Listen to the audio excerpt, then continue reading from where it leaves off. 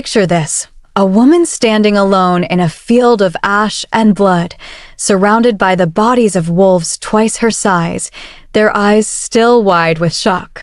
Her hands are unmarked, her breathing steady, and somewhere in the distant hills, a howl rises that makes even the trees seem to tremble. The Alpha King is coming, and he has never known defeat. But neither has she. This is not a story about a helpless girl waiting to be saved. This is about a hunter who became the hunted and the ancient power that sleeps in her veins, waiting to consume everything in its path. Before we continue, kindly subscribe to the channel and comment where you're watching from.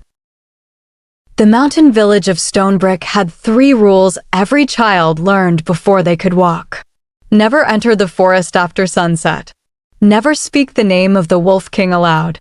Never, under any circumstances, spill blood on the night of the red moon.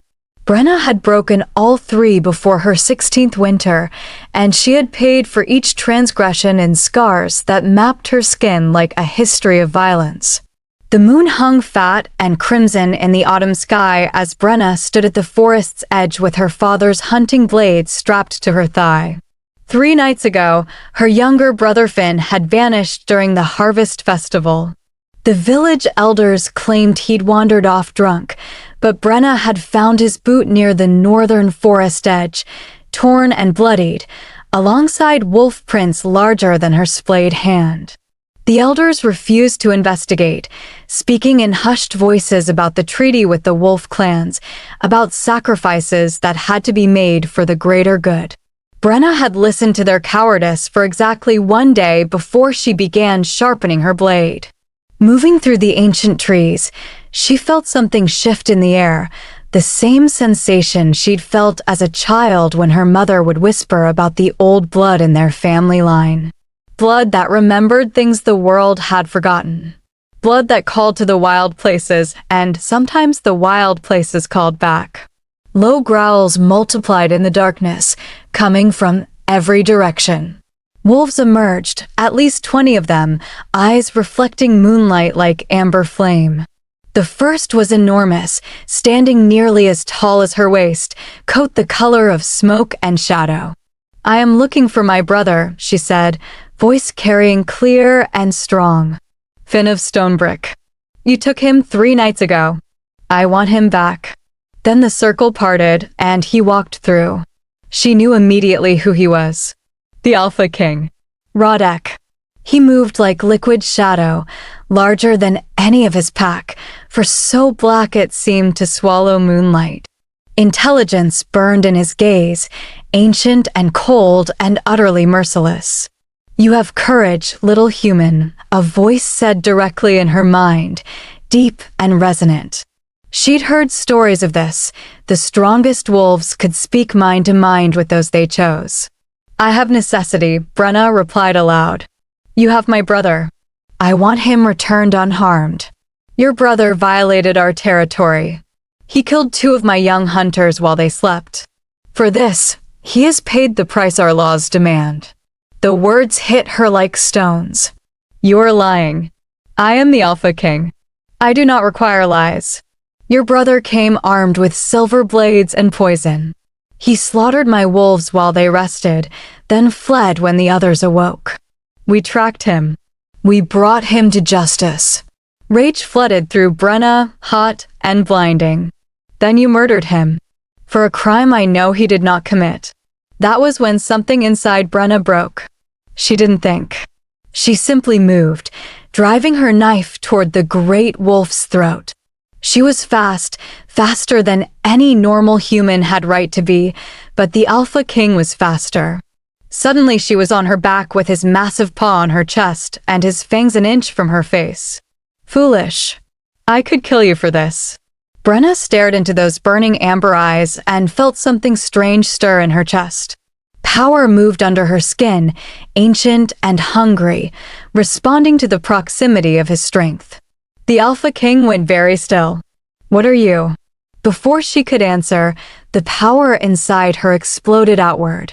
It was pure force, overwhelming, throwing the massive wolf backward as if he weighed nothing. He crashed into a tree with enough impact to crack the trunk, and the entire pack erupted into chaos. They came at her from all sides. Brenna scrambled to her feet, that strange power coursing through her veins like molten metal.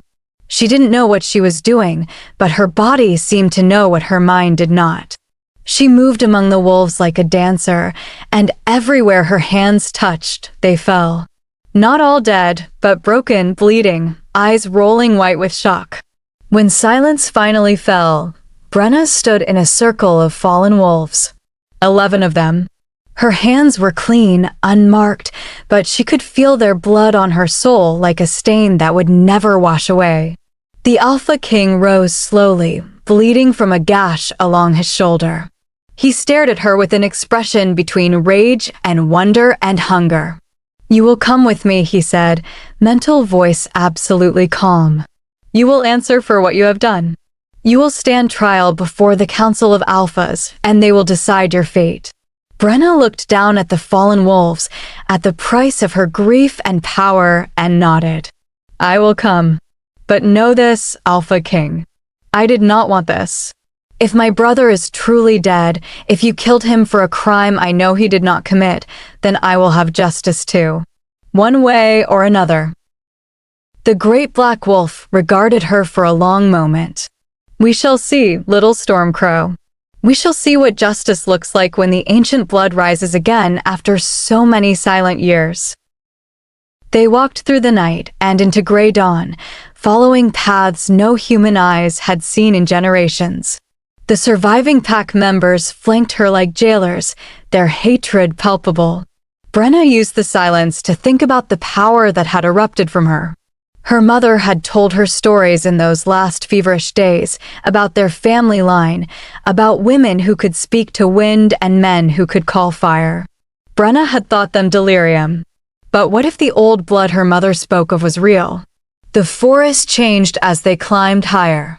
Trees grew larger, older, their trunks impossibly wide. Strange luminescent flowers bloomed in shadows, lighting their path. The air felt charged with something Brenna couldn't name. When they emerged into the valley, Brenna's breath caught. It was a city, but not like any human settlement. Great structures rose from the valley floor, built from stone and living wood, shaped in ways that blended architecture with nature. Buildings grew from massive tree trunks. Bridges of woven branches spanned rushing streams. And everywhere, wolves. Hundreds of them, some in animal form, others standing on two legs in shapes between human and beast.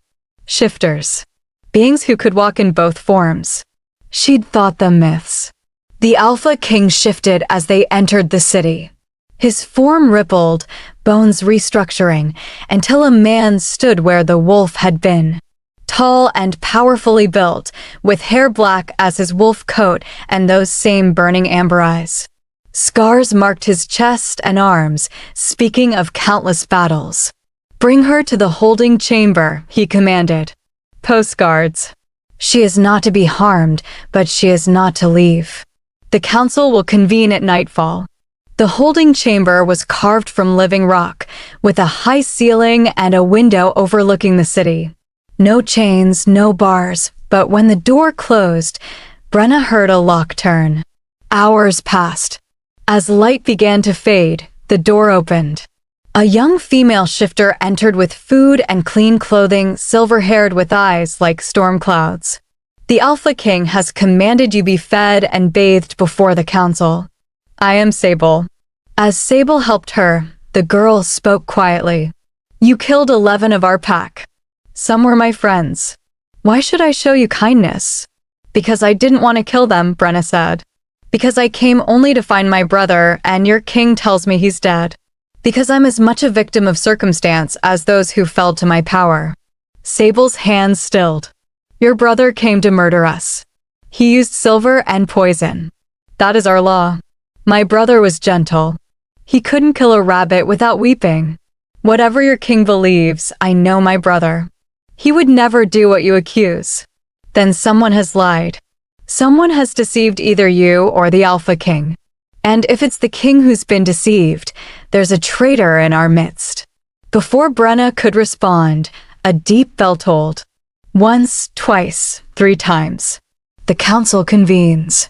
You must be ready. The council hall was massive, built from white stone that seemed to glow. 7 wolves in human form sat on a raised dais, 6 elders with silver hair, and in the center, the Alpha King on a throne of black stone. He wore crimson robes trimmed with silver, a twisted metal crown on his head. Brenna of Stonebrook, Rodek's voice carried through the chamber. You stand accused of murdering 11 members of my pack. How do you answer? Brenna lifted her chin. I defend myself against those who would have torn me apart. I came seeking my brother and was met with violence. What I did to survive. I regret the deaths, but I do not regret living.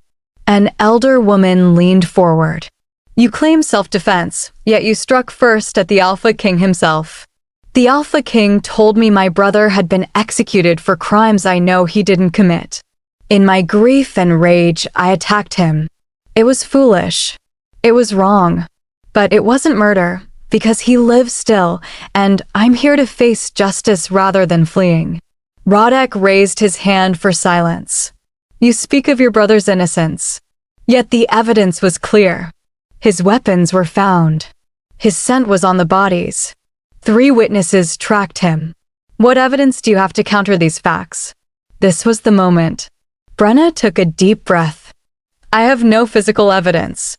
I have only knowledge of my brother's character. But I ask you this, Alpha King. If you were truly certain of his guilt, why did you execute him so quickly? Why not bring him here to face judgment as you bring me now? What were you afraid might be revealed if you allowed him to speak in his own defense? The silence was absolute. She had just accused the Alpha King of fear before his entire court. Rodek stood slowly, descended the steps, walked until he stood directly before her. You dare much, little Stormcrow.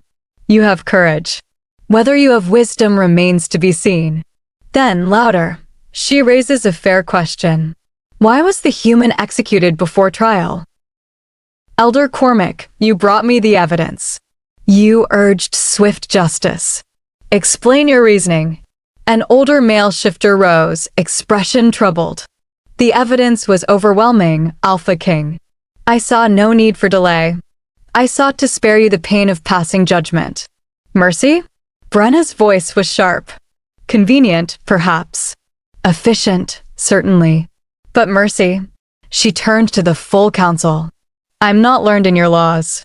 But I know this. Justice cannot be rushed. Truth cannot be assumed. When someone is executed without trial, without the chance to speak in their own defense, that's not mercy. That's murder cloaked in righteousness. The chamber erupted, half in angry shouts, half in agreement. But Rodek simply watched her, weighing her words.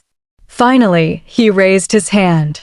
You have a tongue like a blade, Brenna of Stonebrook. I hear your challenge. I acknowledge that in haste to bring justice, perhaps certain protocols were not observed. He turned to Elder Cormac, something cold in his eyes. Bring me the witnesses. Bring me the evidence. I would examine it again, here, before this council.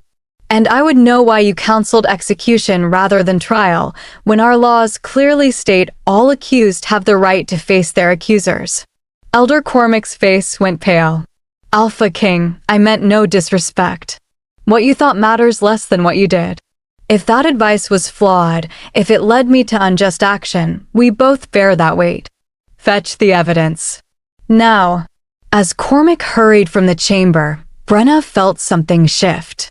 She'd planted seeds of doubt. But she'd also made herself a target. Rodek turned back to her. You have bought yourself time, Stormcrow. Use it wisely. If your brother was truly innocent, I will find who deceived me, and their suffering will be legendary. But if you're wrong, know that my mercy has limits.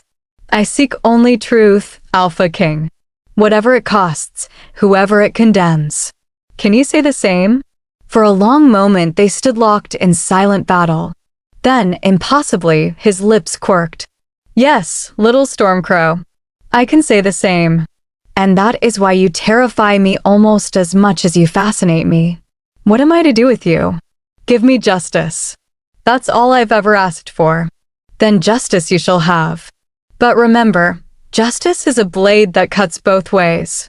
When truth is finally revealed, you may find it wounds you as deeply as those you seek to condemn. The hours before dawn were the longest of Brenna's life. Somewhere in this city, someone knew the truth about Finn's death. Someone had either killed him unjustly or framed him. And that someone would be watching her now. A soft knock interrupted her thoughts. Sable slipped inside, movements nervous. I shouldn't be here. But you need to know what I've learned. What is it? The night your brother supposedly attacked, most hunters were celebrating together.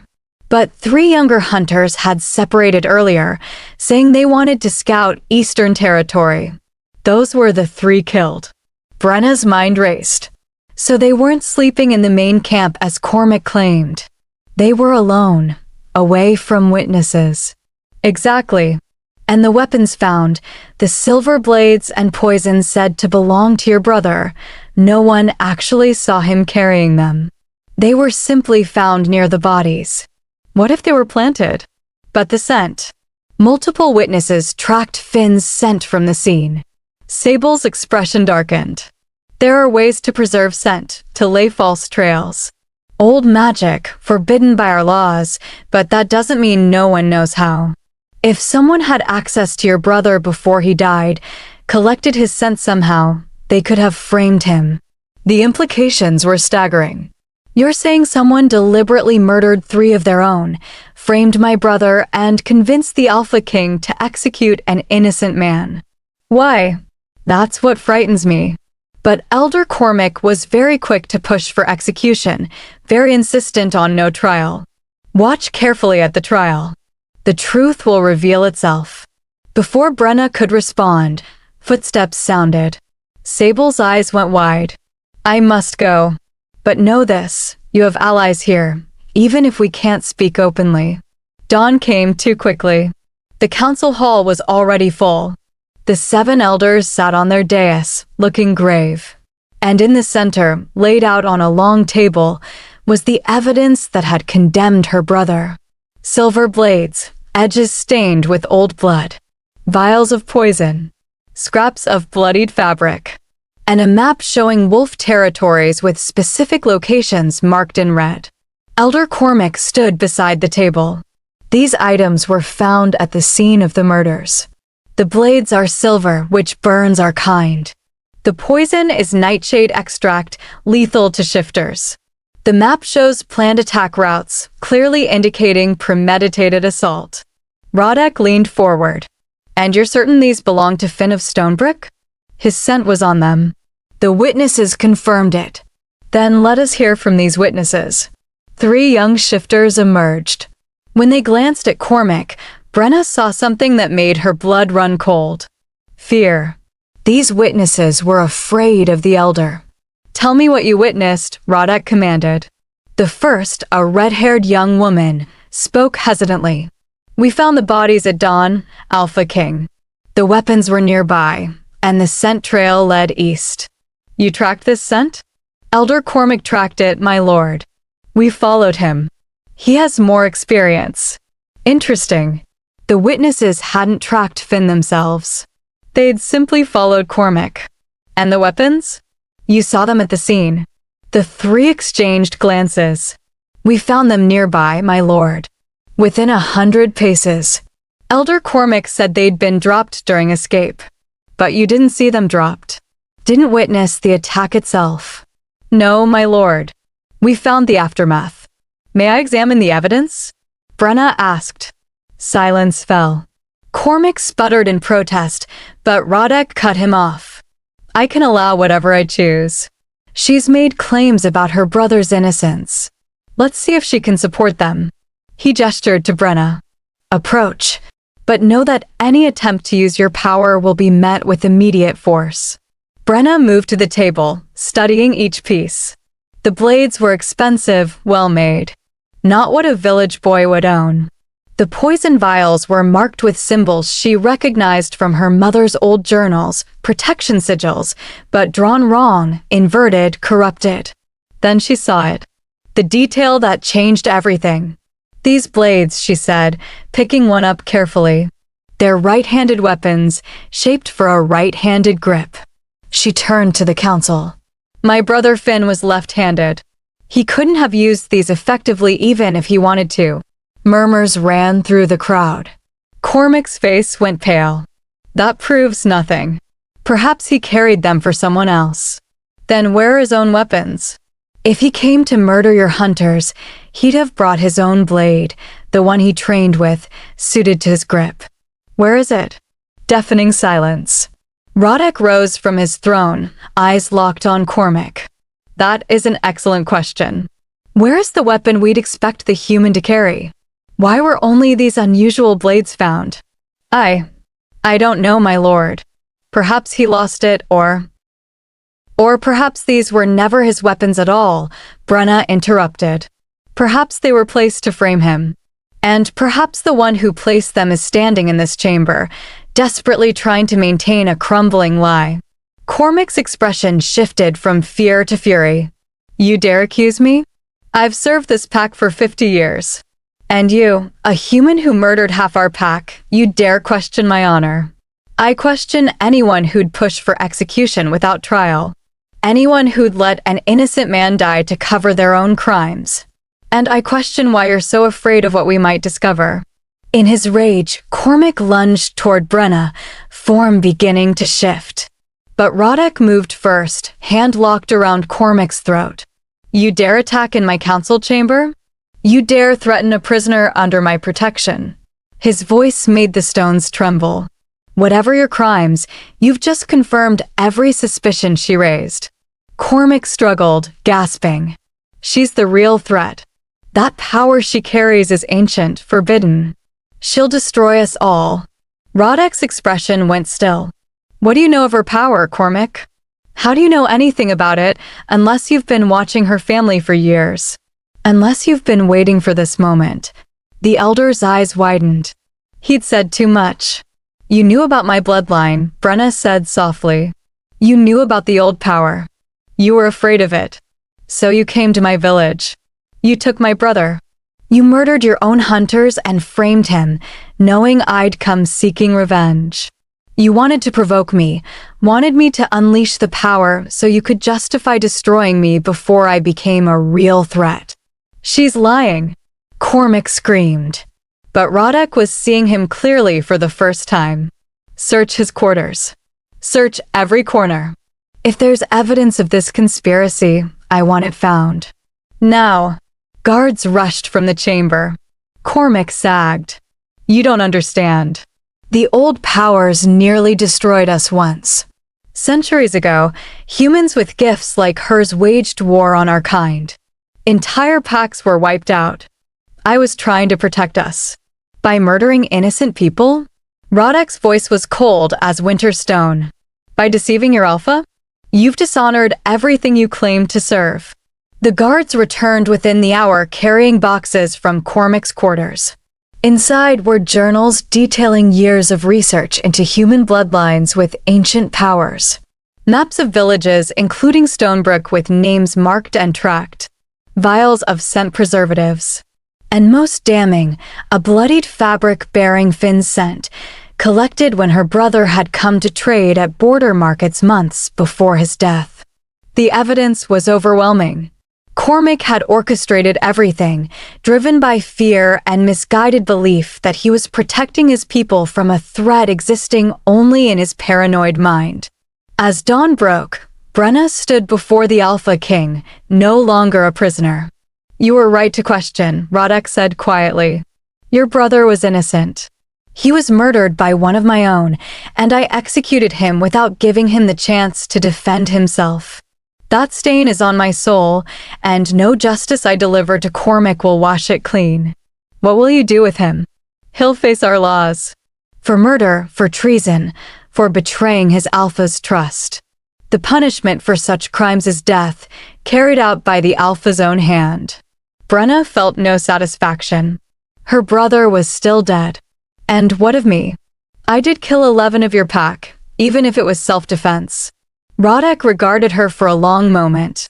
You're not my prisoner anymore, Stormcrow. But you're also not free to simply walk away. You have a power this world thought lost, a force that could reshape the balance between our kinds. Every alpha in these mountains will want to meet you, to understand what you are, to decide if you're threat or ally. He moved closer. Stay, at least for a time. Learn to control your power. Help me navigate the aftermath of Cormac's betrayal. And perhaps together we can ensure your brother's death wasn't entirely without meaning. Brenna stared at him, this Alpha King who'd ordered her brother's death, but had also given her the chance to prove his innocence. What will your pack think? I killed their families, their friends. That is where your real trial begins. Not a trial of justice, but a trial of peace. Can you forge bonds with those you harmed? Can you show them your power isn't a weapon to fear, but a gift that might protect us all? Brenna closed her eyes, feeling the weight of the choice. She could leave, return to her village, try to rebuild. Or she could stay in this impossible kingdom, master the ancient power in her blood, and perhaps find purpose beyond revenge and loss. I'll stay, but not as your prisoner and not as your subject. I'll stay as an equal, as someone who chooses to be here because she sees potential for something better. Can you accept that, Alpha King? Rodek's smile was fierce and bright. I can. And perhaps that's what frightens me most about you. You demand equality with an Alpha King, you challenge centuries of tradition without flinching, and somehow I find myself willing to grant it. He extended his hand. After a moment's hesitation, she took it. His grip was strong, warm, and as their palms pressed together, she felt that ancient power in her blood sing in response to his presence. Recognition. Two forces that had been meant to stand in opposition, now choosing to stand together. Then let us begin. There's much work to do, many wounds to heal. But first, we must ensure Cormac's justice is served, and your brother can finally rest in peace. The execution of Elder Cormac took place 3 days after the truth was revealed. Brenna didn't attend. She couldn't watch another death, even one that was justified. Instead, she spent those days in her chamber, grieving properly for the first time since Finn's death. Sable visited often, bringing food and sitting in companionable silence. The young shifter had become an unexpected friend. The pack is divided about you, Sable said one evening. Some see you as the one who exposed Cormac's betrayal. Others see only that you killed their loved ones. It won't be easy to win their trust. I don't expect it to be easy. All I can do is try to make amends. The next morning, Rodek came to her chamber. He looked tired, more human than she'd yet seen him. Walk with me. There's something I'd show you. They climbed a path up the valley wall to a plateau overlooking the entire kingdom. The view was breathtaking. The valley spread below, city nestled in its heart, forests stretching away in all directions. This is where I come when leadership feels too heavy, Rodek said quietly. From here I can see everyone who depends on me. I failed them, Brenna. Failed to see Cormac's deception. Failed to demand proper evidence. These failures will haunt me. You're not infallible. What matters is what you do now, how you learn from mistakes, how you rebuild trust. Is that what you're doing? Rebuilding trust. I'm trying. Though I don't know if it's possible.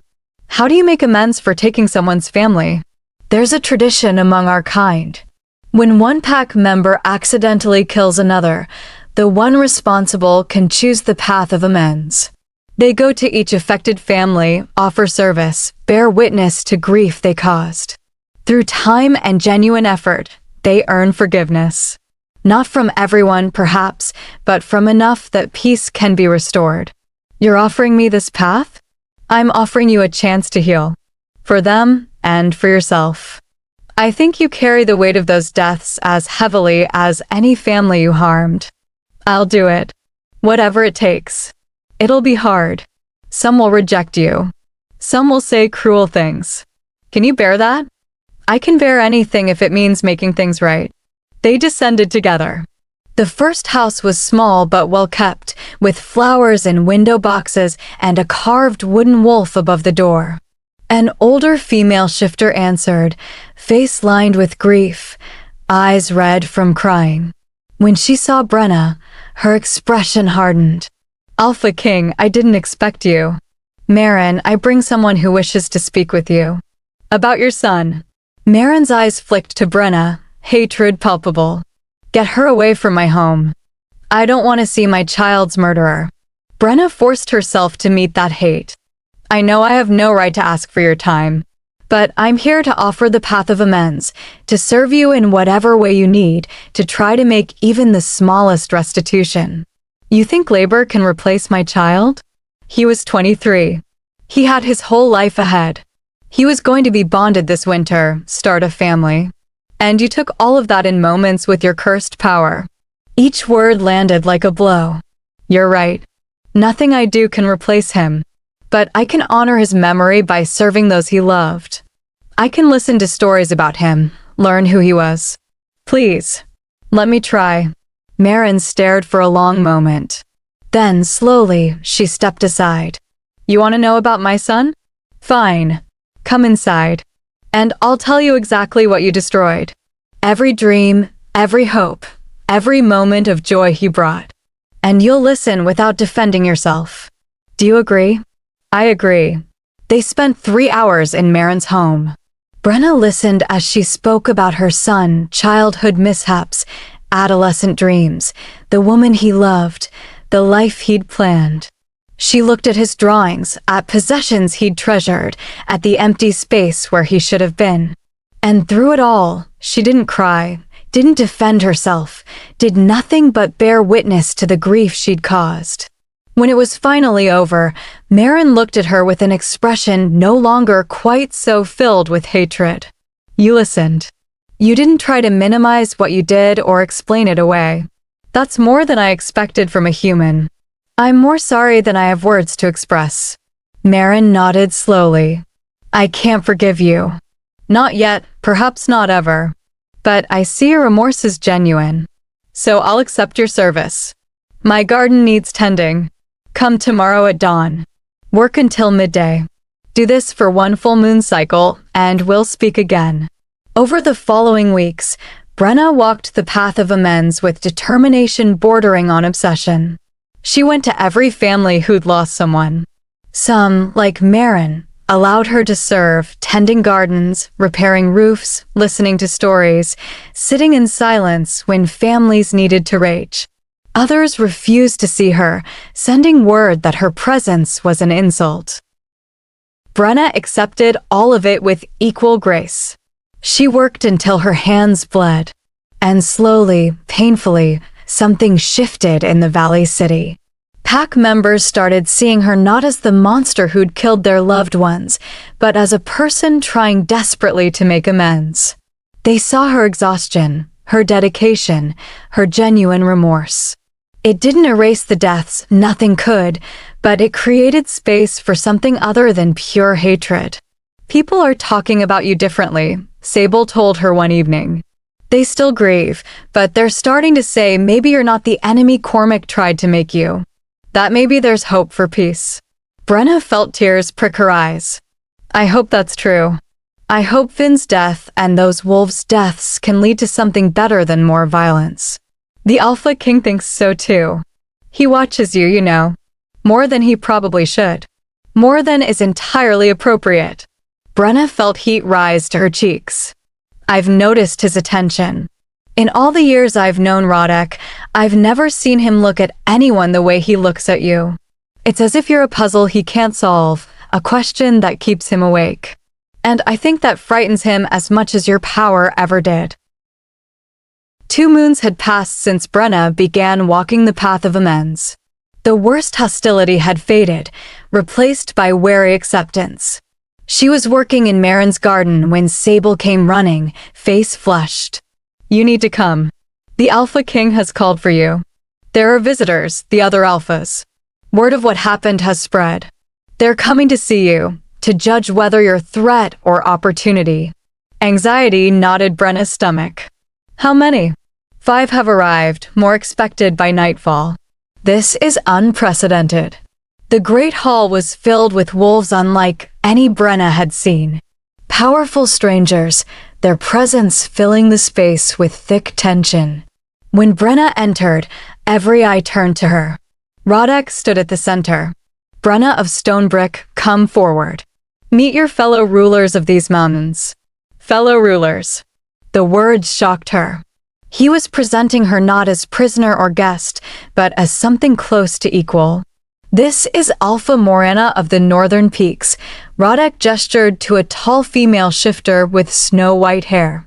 She commands the largest territory in the high mountains. Morena's silver eyes studied Brenna. So this is the human with old blood. I thought such powers were lost.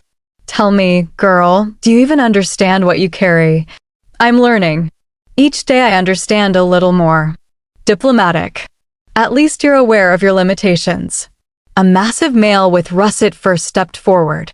I'm Alpha Tormund of the Eastern Valleys. They say you killed 11 of Rodek's Packin moments. I want to see this power. Brenna's heart sank. I don't use my power for entertainment. It's not a toy. Tormund's eyes narrowed. You think you can refuse an Alpha's request? She has whatever rights I choose to grant her, Rodek cut in smoothly, voice edged with warning. I don't appreciate guests making demands of those under my protection. Tension ratcheted up. For a moment Brenna thought she'd witness a challenge between alphas.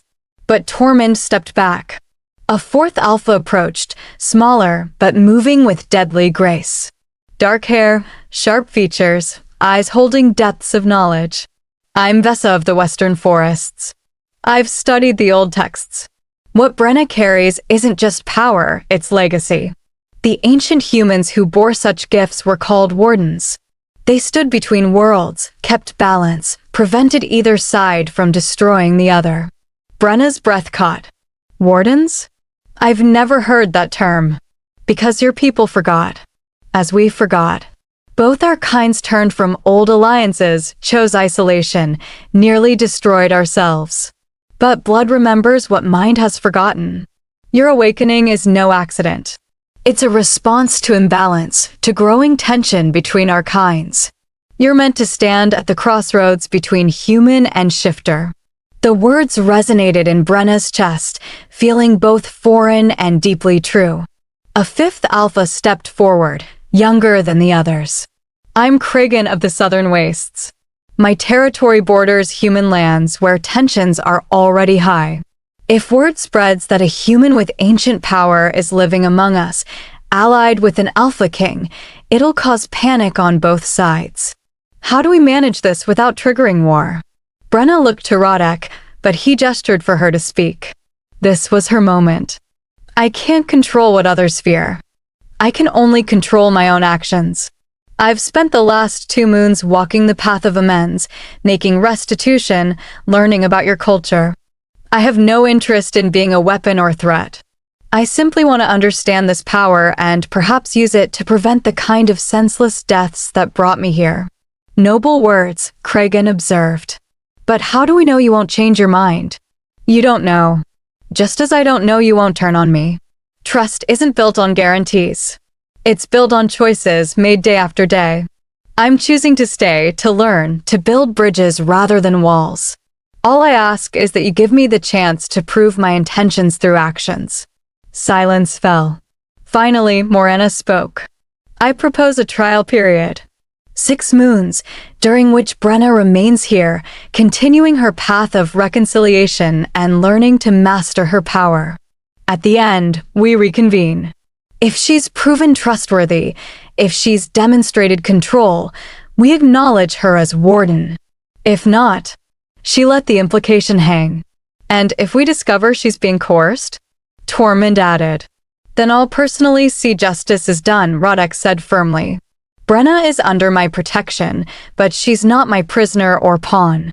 She makes her own choices, and I'll defend her right to do so. The declaration sent murmurs through the crowd. An alpha king pledging to protect a human was unusual. but pledging to defend her autonomy, that was unprecedented. "I accept these terms," Brenna said formally. 6 moons to prove myself.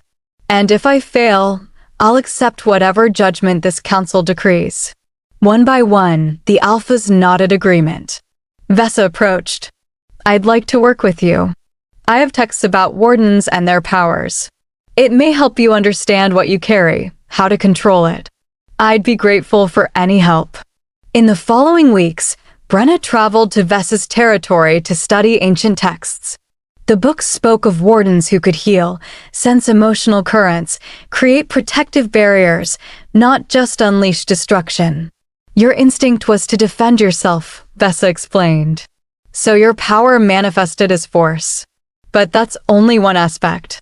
The old wardens were protectors, mediators, bridge builders. You can learn to channel your gift to serve life rather than end it. Learning to control the ancient power was like trying to tame wildfire." Brenna spent hours in meditation, reaching inward to understand the force in her blood. She practiced creating shields with precision rather than obliterating with overwhelming force. Slowly, painstakingly, she made progress. Then a messenger arrived from Rodek's territory. Trouble was brewing at the border. Humans had been seen with silver weapons and traps, apparently planning an incursion. Brenna returned immediately.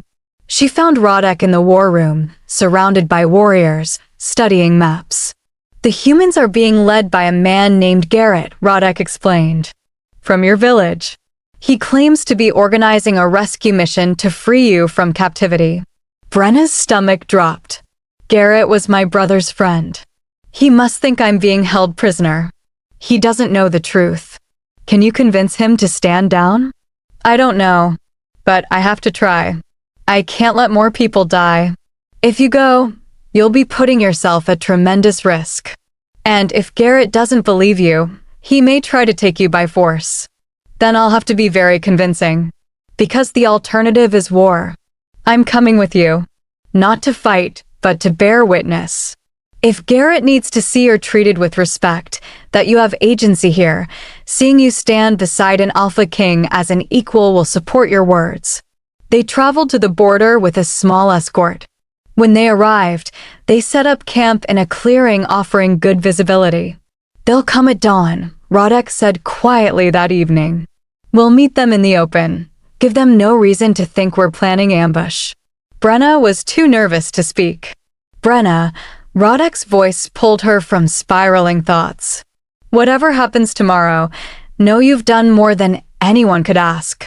You've built bridges where there were only chasms. If this goes badly, that's not your failure. It'll still feel like my failure." Rodek reached out, took her hand. His palm was warm, calloused, and the contact sent awareness through her. "You're not alone in this. Whatever comes, we face it together. That's what it means to be partners." Brenna looked at him, at this powerful being who'd become so much more than just an Alpha King. She saw concern in his eyes, affection he tried to hide. "I'm afraid. Not of fighting or dying, but of failing everyone who's trusted me. Then you'll fail, and you'll get up and try again, because that's what we do. Strength isn't measured by never falling. It's measured by rising every time we do." He squeezed her hand gently. "You're stronger than you know. I've seen it in how you faced the council, how you walked the path of amends, how you study despite the difficulty. You have the strength. You just need to trust it." Dawn came too quickly. Brenna stood at the clearing's edge, Rodek beside her, his small escort visible but non-threatening. When the humans emerged from the forest, Brenna's heart clenched. Perhaps 30 of them, armed with silver-tipped spears and crossbows, faces set with determination and fear. At their head was Garrett, older than she remembered, face lined with grief and anger. "Brenna," he called. "Step away from those creatures. We've come to take you home." "I am home.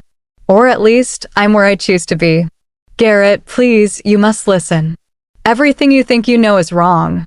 We know you were taken. We know you went into that forest to find Finn and never came back. They've done something to you, enchanted you. I wasn't taken. I killed half of Alpha King Rodek's pack when they tried to stop me from entering their territory. I unleashed a power I barely understood, and innocent wolves died. I stayed not as prisoner but to make amends, to learn about my power, to build peace between our kinds. Lies. Garrett spat.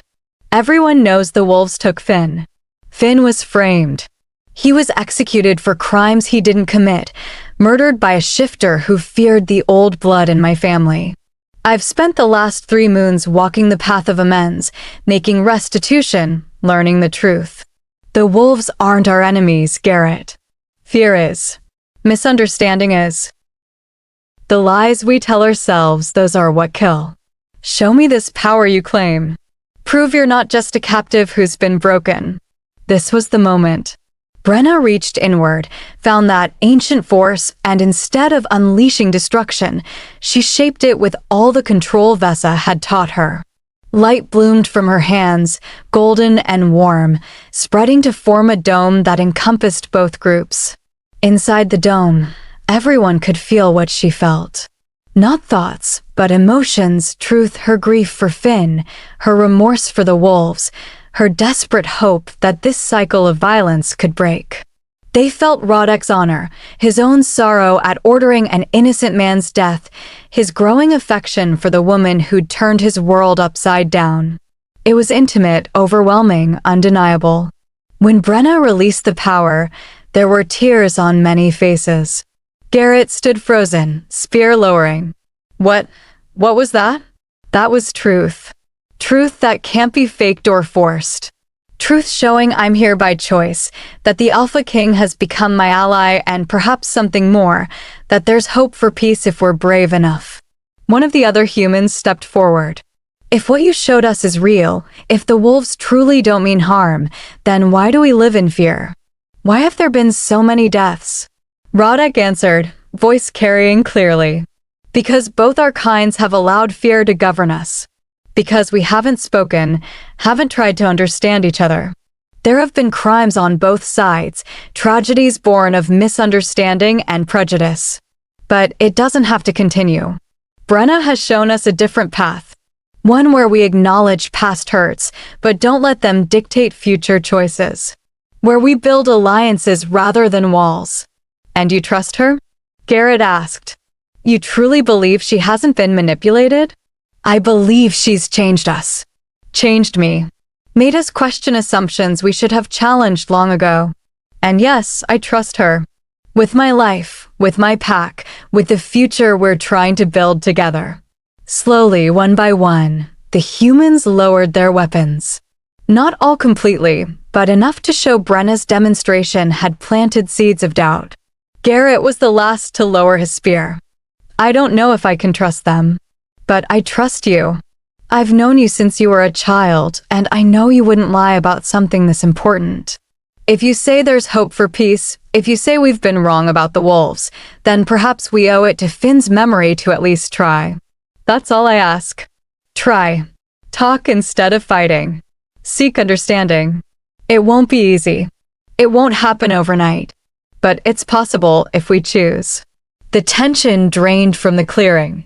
Weapons were fully lowered. Rodek gave orders for his warriors to bring supplies, to offer food and water. And slowly, tentatively, the two groups began to mingle, to talk, to see each other as people rather than enemies. It wasn't peace, not yet. But it was a beginning. As the sun climbed higher, as humans and shifters shared a meal and cautious conversations, Brenna stood apart, watching with wonder and exhaustion. Rodek approached. You were magnificent. The way you used your power, not as weapon, but as revelation, that was brilliant. You gave them truth they couldn't deny. You gave them choice, and they chose peace. That's the mark of a true warden. Brenna leaned against him, too tired to care about propriety. I couldn't have done it without you. Without your willingness to stand beside me, to risk your own standing by defending a human. My pack will adapt. They've already adapted more than I thought possible. You've taught us all that change is possible, that old enemies can become new allies if we're brave enough to try." They stood watching as the future they were building took its first tentative steps. And in that moment, Brenna felt something she hadn't felt since before Finn's death. Hope. Real, genuine, undeniable hope that perhaps her brother's death wouldn't be meaningless. That perhaps the tragedy that brought her here would become the foundation for something better. It wouldn't be easy. There would be setbacks and failures. But it was possible. She'd proven that today. And in the end, possibility was all anyone really needed to keep fighting, keep trying, keep hoping for a better tomorrow. She'd come to the wolf forest seeking vengeance. She'd found justice instead, and truth, and a power she was only beginning to understand. She'd come expecting to die.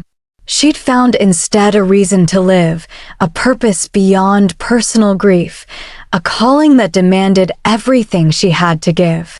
She'd come alone. She'd found allies, friends, and perhaps even love in the most unexpected places. 1 year later, the Great Hall was unlike anything the assembled crowd had ever witnessed. Humans and shifters stood side by side, no longer separated by fear or ancient prejudice, but united in celebration. Torches blazed along the walls, and the strange luminescent flowers from the deep forest had been woven into garlands that hung from the ancient rafters, casting everything in a soft, ethereal glow. Brenna stood at the center of it all, her heart racing with a mixture of nervousness and joy she'd never imagined feeling again after Finn's death. She wore a gown of deep forest green, embroidered with silver thread and patterns that told the story of her journey, from grieving sister to warden, from enemy to bridge builder, from broken soul to something whole and new. Across from her, Rodek stood in his formal robes, but tonight they were different. Instead of the crimson that marked him as Alpha King alone, he wore robes of green and gold, colors that represented both their peoples, both their worlds. His amber eyes held hers with an intensity that made her breath catch, and in them she saw everything they'd built together over the past year. It hadn't been easy. There had been setbacks and challenges that tested them both. 3 months after the border confrontation, a rogue group of humans had attacked a wolf hunting party, killing 2 young shifters. Brenna had stood before both communities then, her power manifesting not as force, but as a shield that prevented retaliation, giving space for justice rather than revenge. The attackers had been tried in a joint council of humans and wolves, the first of its kind, and sentenced to years of service making amends, just as she had done. Then there was the incident in the western forests, where a shifter had killed a human merchant in a territorial dispute. Again, Brenna had intervened, using her abilities to calm both sides, to facilitate dialogue, to ensure that the guilty party faced consequences while preventing the incident from igniting wider conflict. With each crisis, her control over the ancient power had grown stronger. Vess's teachings had unlocked abilities Brenna was still discovering, the capacity to sense deception, to project calm into chaotic situations, to create barriers that protected without harming. She'd become what the old texts had promised, a true warden, standing between worlds not as a weapon, but as a guardian of peace. And through it all, Rodek had been beside her. What had begun as wary respect had deepened into partnership, and partnership had blossomed into something neither of them had expected to find. Love. Not the simple, uncomplicated love of stories, but something forged in fire and trial, strengthened by shared purpose and mutual respect. "Are you ready?" Sable whispered beside her, adjusting the flower crown on Brenna's head. The young shifter had become more than a friend. She was the sister Brenna had lost when Finn died, the confidant who understood both worlds she now walked between. "I've faced down angry alphas, stopped border wars, and survived Elder Cormac's conspiracy," Brenna whispered back with a nervous smile.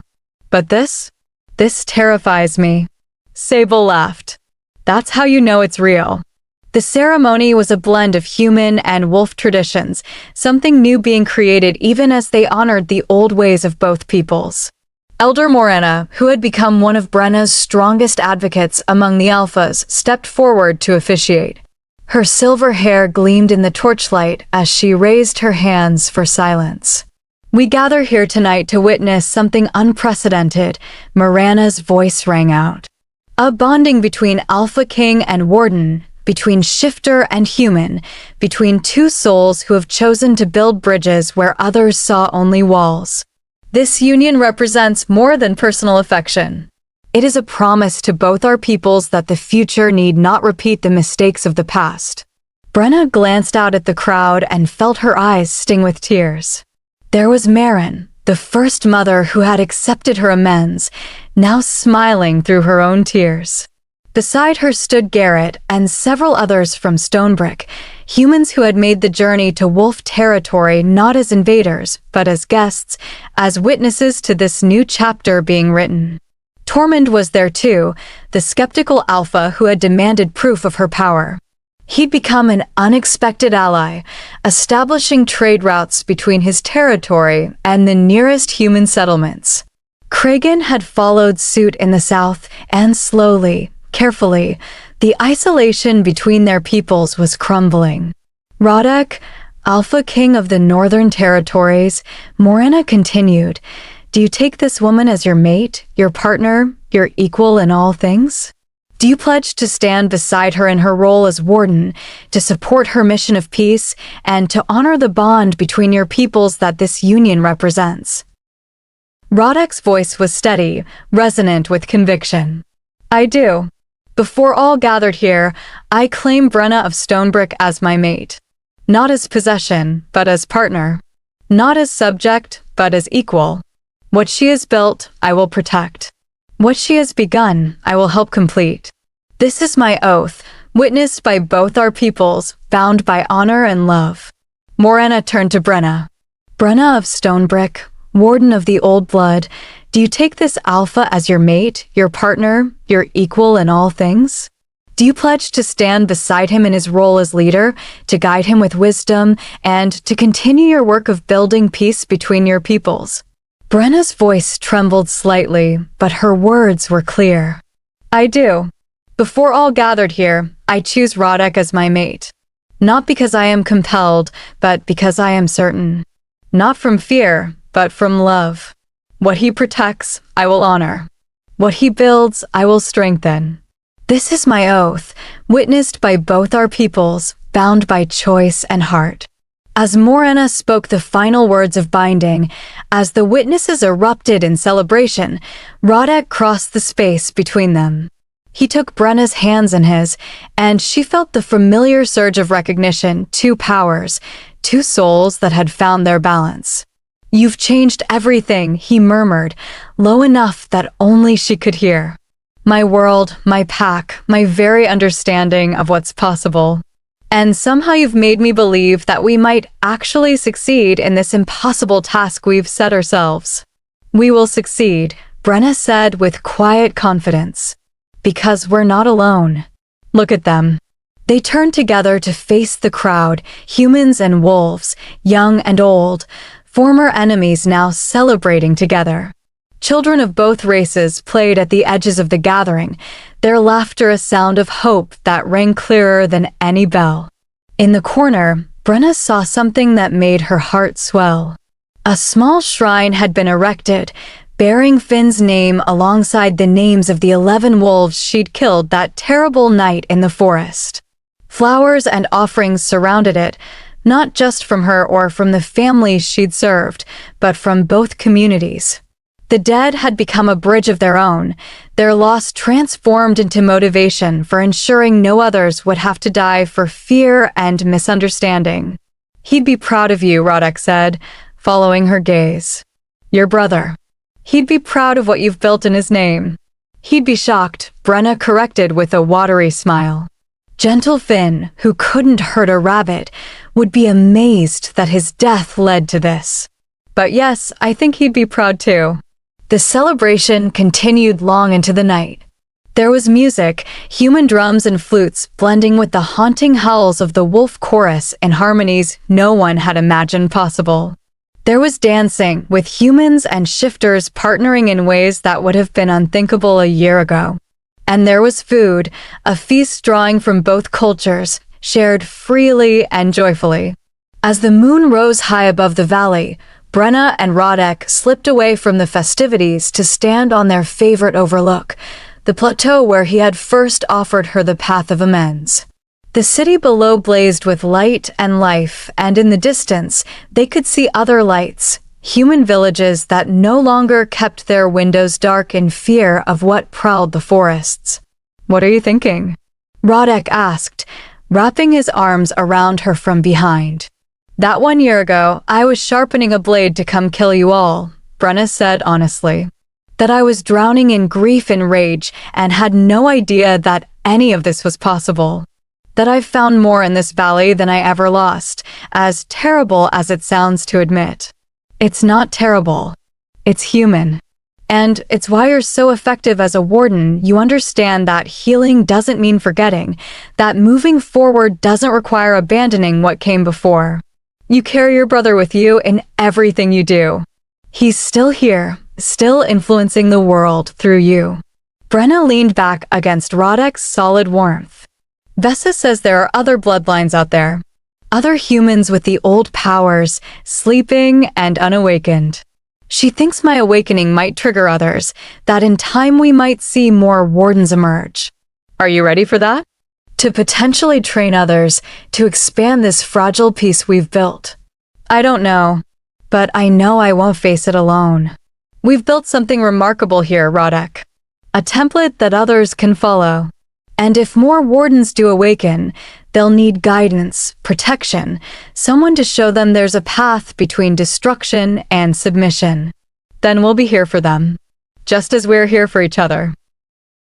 They stood in comfortable silence, watching their world, for it was truly theirs now, together, spread out below them in all its complicated, beautiful, hard-won peace. In the distance, a wolf howl rose, soon joined by others. But instead of sounding threatening, it sounded like a song, like a celebration, like a promise that some things would endure even as others changed. Brenna closed her eyes and let her power flow outward gently, not as force or weapon, but as a blessing over the valley and all who called it home. She felt it touch the sleeping children, both human and wolf. She felt it brush against the young couples courting across species lines, pioneers of an even more integrated future. She felt it settle over the memorial to the dead, a quiet promise that their sacrifice would always be remembered and honored. This was what it meant to be a warden. Not to fight or conquer, but to protect and nurture. Not to choose sides, but to hold space for all sides to find common ground. Not to erase the past, but to ensure it informed rather than imprisoned the future. "I love you," she said suddenly, turning in Rodek's arms to face him. "I don't say it enough, but I do. I love your strength and your willingness to admit weakness. I love how you've grown and changed. I love that you see me as partner rather than possession. I love the future we're building together." Rodek's amber eyes glowed in the moonlight, and when he smiled, it transformed his usually serious face into something radiant. "I love you too, Stormcrow. My fierce, stubborn, impossibly brave mate. You turned my world upside down, and I thank the old gods every day that you did." They kissed then. They're on the plateau overlooking their kingdom, and in that moment the ancient power in Brenna's blood sang in harmony with the wild strength of Rodek's wolf soul. Two forces that should have been enemies, now perfectly balanced, perfectly matched. Far below in the great hall, the celebration continued. Sable danced with a young human man from Stonebrook, their laughter carrying on the night air. Marin shared stories with a group of shifter mothers, finding common ground in the universal experiences of raising children. Garrett and Tormund argued good-naturedly about hunting techniques, their debate a far cry from the armed confrontation they might have had a year earlier. And watching over it all, From their vantage point high above, Brenna and Rodek stood as living proof that change was possible, that love could bridge any divide, that the future belonged to those brave enough to choose hope over fear. Ready to go back down? Rodek asked eventually. They'll miss us if we're gone too long. Let them miss us for a bit longer, Brenna said, pulling him closer. I want to remember this moment. This perfect, peaceful, hopeful moment before tomorrow brings new challenges. There will always be new challenges. I know. But there will also always be this. Us. Our partnership. Our purpose. That's enough to face whatever comes. And it was. Whatever trials lay ahead, whatever threats might emerge to test the peace they'd built, Brenna knew they would face them together. Alpha King and Warden. Shifter and human. Two souls who had found each other in the midst of tragedy and forged something stronger than either could have been alone. The power that had awakened in violence had become a force for healing. The Alpha King who had ordered her brother's death had become the love of her life. The kingdom that had been her prison had become her home. And Brenna of Stonebrook, who had entered the forest seeking vengeance one blood-red night, had found instead her destiny, her purpose, and her place in a world that desperately needed what only she could provide.